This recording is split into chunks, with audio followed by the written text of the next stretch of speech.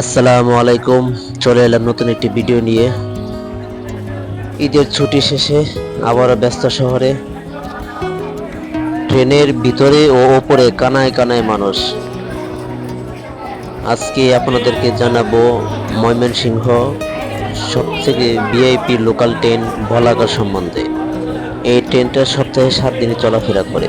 Kamalapur rail station থেকে দুপুর 12টা হতে ছেড়ে ময়মনসিংহ উদ্দেশ্যে চলে যায় এবং ময়মনসিংহ শহর থেকে বিকাল 3টা থেকে ছেড়ে কমলাপুর উদ্দেশ্যে চলে আসে। এই ট্রেনটা লোকাল হওয়াতে প্রায় সময় ভিড় থাকে। এখন ঈদের সময় একটু বেশি চাপ থাকে। ভিতরে যাত্রী পরিপূর্ণভাবে ভরা ছিল। জায়গা না পেয়ে মানুষের ছাদে উঠতে বাধ্য হয়। আর যে পরিমাণে গরম পড়েছে, মানুষ ছাদে উঠলে দেখা গেছে একটু হাওয়া বাতাস লাগে। ভিতরে গেলে তো গরমে একদম অস্থির হয়ে যায়। মানুষ তো ভিতরে থাকতে পারে না, বাধ্য হয়ে ভিতরে ওঠে। ছাদে ওঠাটা যদিও রিস্কের ব্যাপার, তবুও কিছু করার নেই।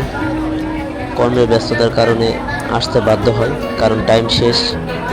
একই টাইমে সবাই বের হওয়ার কারণে যাত্রী প্রচুর আকারে বেড়েছে। তার জন্য ছাদে উঠতে মানুষ বাধ্য হয়ে যায়। আপনারা যারা ছাদে চলাচল করেন, দয়া করে একটু সাবধান হয়ে চলবেন। অ্যাক্সিডেন্ট তো বলে আসে না, বলা যায় না কখন অ্যাক্সিডেন্ট হয়ে যায়।